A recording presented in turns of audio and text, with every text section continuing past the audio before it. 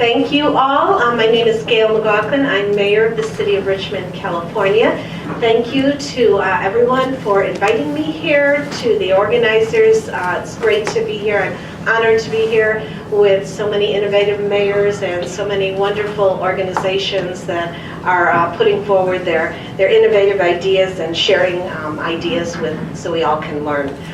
The way we're going to do this, myself and Amy from ACE are going to be working this out our time, so I'm going to share a little bit about the nature of the program, and Amy's going to then share a little bit about ACE's incredible work in moving the program forward, and then I'm going to come back and talk a little bit about why this program is so important, why this partnership is so important, and then Amy will share her impressions about why the program and the partnership is so important. So kind of details first, and then impressions and why partnerships with this as a great example are so important.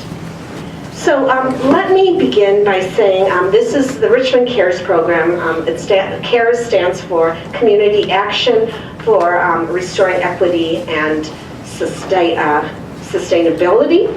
And another name we call this, which I use more frequently, is the Local Principal Reduction Program, because we are proposing and considering reducing and wanting to reduce principal payments and principals on mortgages, underwater mortgages.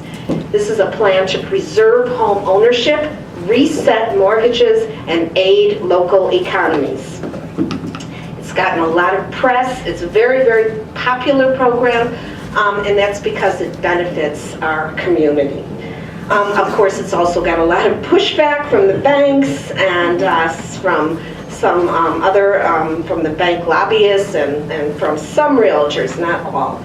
A lot of misinformation has been spread around by the opposition, and so we want to provide the facts and outline the reality. And so I'm going to begin by doing my share of this PowerPoint. So this is Reducing Foreclosure and Blight to Restore Community Wealth, a local solution. Now, first of all, let's start with talking about the damage done due to this housing crisis. 4.5 million homes were lost since September 2008. Now, how does that translate into our communities? And Richmond is a community, a people of color community in its majority. We have 40% Latinos and 26% African Americans, so we are a majority minority city. Well, Latino household, this is nationwide, Latino household wealth decreased by 66%. Black household wealth decreased by 53%. So the costs are big, and the costs to cities are big as well, because we have blight that costs us, as you all know. We have lowered property taxes because the whole neighborhood is impacted, and of course crime. When you have vacant buildings, you have a lot of crime, and that's a cost to cities. Well, this crisis is far from over. 4.5 million homes are delinquent or in the foreclosure process. 9.3 million homes are still deeply underwater. That's nearly 1 in 5 U.S. properties. So that was Realty Track January 2014. So we know this deep underwater, on the brink of foreclosure situation. We know that when homes are deeply underwater, it's been told to us by the experts that greatly increases the possibility of foreclosure. The January 2014 Realty Track report also predicts an increase of foreclosures in 2014. So while some say the economy is recovering, we know that isn't the case. There's been banks have held on and prolonged the process of foreclosure for their own reasons. They've been waiting to the shadow inventory, waiting until prices went up before they finished the foreclosure process. Well, now they have a lot of buyers waiting, and they're going to move the foreclosure process forward, and a lot of more foreclosures are on the brink. We see the writing on the wall. We want to be prepared. So this is an example of where it's at. In my county, Contra Costa County, 1 in 5 homes are underwater. That's 20%. Now in Richmond, this is countywide. In Richmond, we have nearly 50% in some of our neighborhoods. Some of our neighborhoods are a little better than others, but most neighborhoods are 30 to 50% underwater. Most neighborhoods with those who have still have mortgages, nearly 50% underwater. Big problem. So let me express further the magnitude of this problem. We are a city just north of Berkeley. Berkeley is our neighbor, and we are a working class community, a majority minority community, as I stated. About 106,000 people, very diverse, wonderful community. When the crash happened, homes lost on an average 66% of their value in Richmond. We were hit hard. Some 16% of homes were lost to foreclosure since the crisis, which means there were thousands of homeowners and tenants that were displaced. And as I said, most of our neighborhoods are 30 to 50% underwater. So here we are at the next slide. What do we do about this? Well, the importance of principal reduction has been stated over and over again by experts, economists of all political persuasions, that principal reduction is really essential, really key to really making the economy recover. It's key to solving the housing crisis, and by expansion, solving in a true way the economic crisis. Debt reduction is key. You'll read it over and over again in the articles and magazines and the reports. So what we have here is there's a particular challenge for certain types of loans, and these loans are called PLS loans. They have, the PLS loans have a high percentage of the predatory loans that were targeted predominantly to people of color. They were targeted to people of little means, people who really wanted their hard work to pay off and trusted in their financial advisors who led them astray with these bad loans. So many people in my community suffered, people of all races, people of limited means, but hardworking people. There's a problem with these PLS loans in that they're loans that have been pooled together. There's investors all over the world. It makes them hard to reduce the principal when they're still in the hands of the banks servicing them, because it just prevents the sale of these loans. You can't get all the investors who are all over the world together to agree on the principal reduction. So we know these PLS loans are a problem, and we know that 4 million families have no effective means of getting their principals reduced due to these types of loans. And Fannie Mae has forecasted, we know they're a mortgage voice of the mortgage industry, they forecasted an additional 2 million PLS mortgages for going into foreclosure over the next period of time. So we see it again, we see things about to happen big time further. So what are we doing? We have a local solution with a big impact. And the Richmond Cares program is this particular solution to a particular problem. It focuses on these troubled underwater mortgages held in these private security pools. And as a city, we're working to acquire these certain underwater loans and restructure them so the homeowners can refinance them. And then we help the homeowner modify into a new loan in line with the current home value and current market interest rates. The city never takes possession of the homes themselves, but rather we just take the mortgage loans on behalf of the homeowner. And we are doing this, or we are seeking to do this through purchase, either through a voluntary transfer, we call on the banks to voluntarily sell us these loans, or we're considering the use of eminent domain. It's a public purpose. The public purpose is to revitalize our neighborhoods, keep homeowners in their homes, keep money in the pockets of our residents so they don't leave and they don't keep spending what little money they have on these inflated mortgages so that they have money to spend on our local businesses so we can improve our economy. Here's a quick example of how this happens.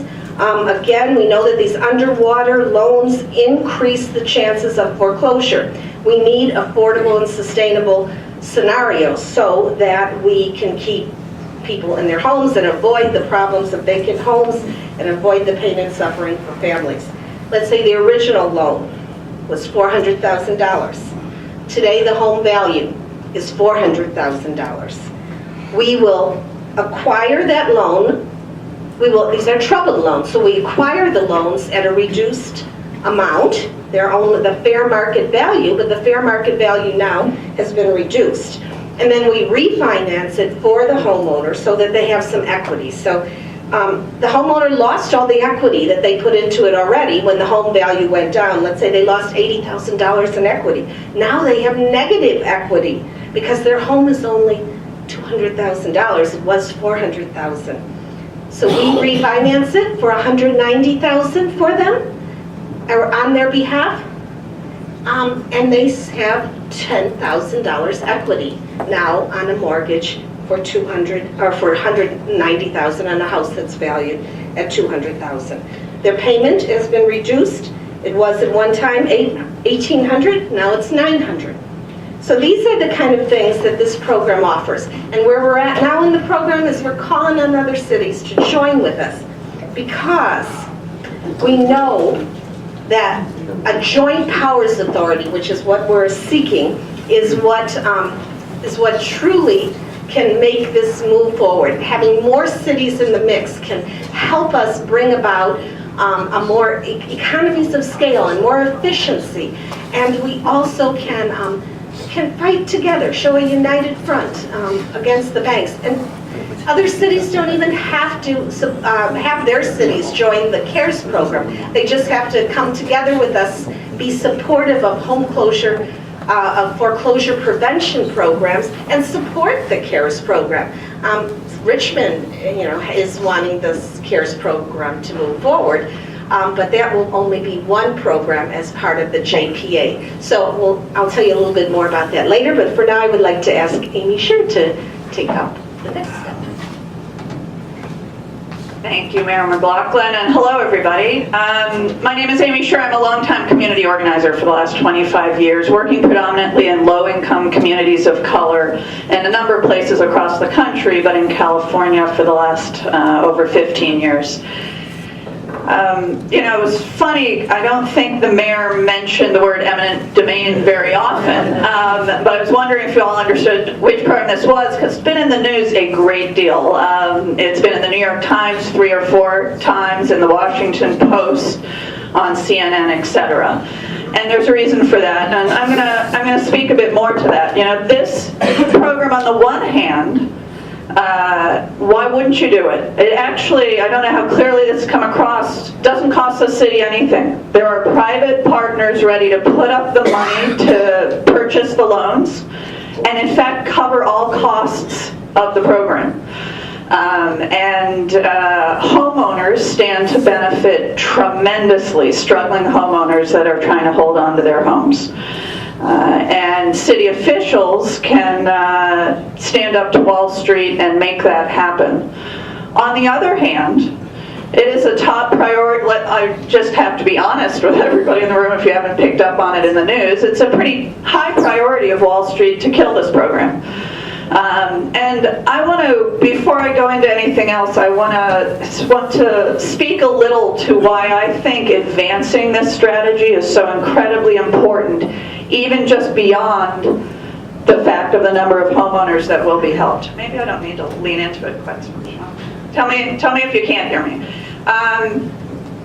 The first reason I think this breaking through on this strategy is so important is it has the potential to get to real scale. There's a lot of different challenges we face around the foreclosure and housing crisis, and there's no one solution that's getting at all the aspects of the problem.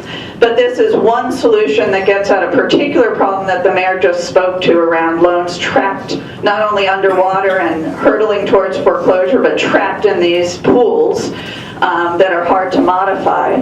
But it also has the potential to get to real scale and help tens of thousands or millions across the country if we can break through the political and legal challenges and make it work. The second reason that I think this is so important, this effort, is for many community groups anyway, it fits into a struggle about who owns our neighborhoods.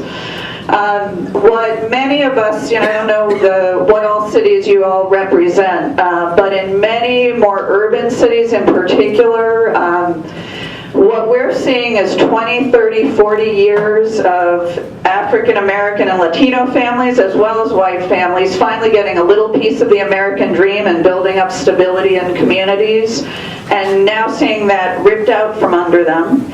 And in many cases, we're seeing speculators, big national, global investors coming in and buying up a lot of those properties. So we're not even, when we talk about rental properties, we're not even talking about mom and pop community folks owning them. We're talking about the largest private equity firm in the world, Blackstone, owning a lot of our neighborhoods. So there's many community organizations and allies in elected office who are trying to look at a range of strategies to get at what we call more community ownership of the loans, of the houses, of the land in our communities. And there's strategies that many of you are probably familiar with, like land banks.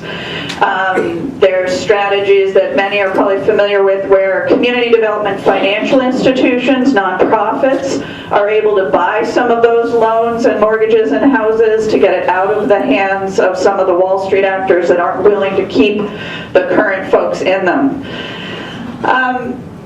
The third reason that I think this campaign is so important and would encourage all of you to give it some real consideration is that it's for many of us, it's about changing the power dynamics between communities and Wall Street. No longer are we simply entrusting ourselves to them when it comes to finance. We as communities and cities need to understand ourselves what is a fair deal for our communities and organize to have greater bargaining power in relationship to Wall Street. The threat of using eminent domain gives us a degree of leverage we rarely had at the local level when dealing with Wall Street. And this is playing out in the context of greater financialization of our economy and Wall Street having its tentacles in our lives and in our cities in so many ways. And there's a growing, in my sense, bottom-up movement to challenge that is partly about cities coming together and using more collective bargaining strength to negotiate a better deal from Wall Street.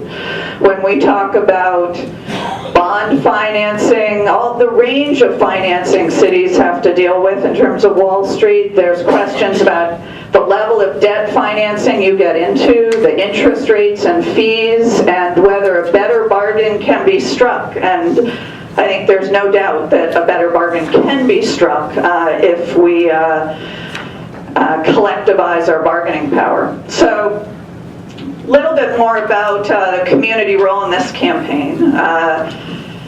We have a broad coalition. Community groups and unions are pushing this forward, as well as some faith-based groups in the city. This is a collaboration between the community, elected officials, and private partners, as you've heard. My community organization not only has an existing community membership base, but we directly outreach to many of the underwater troubled homeowners who would specifically benefit from this program, and held numerous workshops, community forums for them to understand the program, ask questions, and then help shape the program and be at the table as a stakeholder. This photo right here is of a big community forum where Mayor McLaughlin attended, Councilmember Jovanka Beckles, and then the private partner, Mortgage Resolution Partners, that's the chairman right there.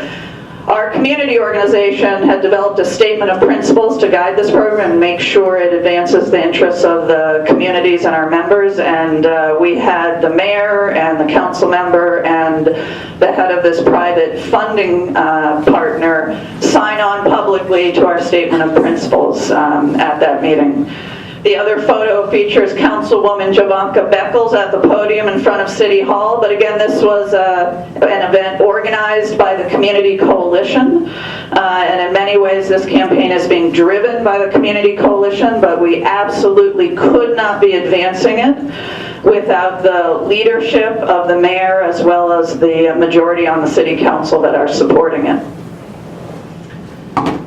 This just gives you the sense of the level of community engagement in this issue, which has been essential. I don't know if any of you in the room might be considering advancing this program, but here's a warning sign. Do not try to advance it if you don't have an organized base to back you up on it, because Wall Street's going to push back tremendously, and we can win and are winning, but it's only because we're not leaving our elected officials hanging. We're providing them the support from their constituents that they need to move this forward. And again, just in case you missed it, this has been all over the news. And just about a week and a half ago, it was on the front page of the Sunday New York Times business section, a long article that actually goes into pretty significant detail about the opposition and the program, and I have copies of it right here for everybody that would be great to pass around. I don't know how I'm doing on time. Okay, well, just really quick, the opposition is being led by the major trade association for Wall Street, SIFMA. Don't they just sound you? Anyway, I won't go into my personal views, but they're actively working to kill this in D.C. as well as locally. So they fly into any city that is trying to advance this and make a series of threats and assertions about the program. But they're also in D.C. Working to get Congress members and administration folks to advance a position that would thwart this program. They're essentially working to get, trying to get, they won't succeed, but HUD or FHFA, which oversees Fannie and Freddie, to essentially say that any city that advances this, loans that are made in those cities after eminent domain has been used to acquire mortgages will not be eligible for FHA, for example, or to be bought or insured by Fannie and Freddie. HUD has made clear that they don't intend to take that position. They think this should play out locally. If local officials think they're within their rights using the eminent domain law, the courts will decide that locally. And it's not the business of HUD to say one way or the other. FHFA, under the previous Commissioner DeMarco, made different statements, took no policy position, but made statements of concern about this program. But we are very hopeful that with the new Commissioner, Mel Watt, and fairly confident that FHFA will not be interfering, because essentially what we're saying is stay out of it at the federal level. Our communities are hurting.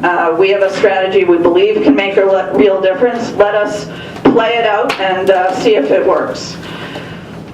So I'll just wrap by saying that there are a number of major cities in different stages of working to develop this program right now. There's a very serious, strong coalition in Seattle and in Newark and in Irvington that are working with champions on city council to move it.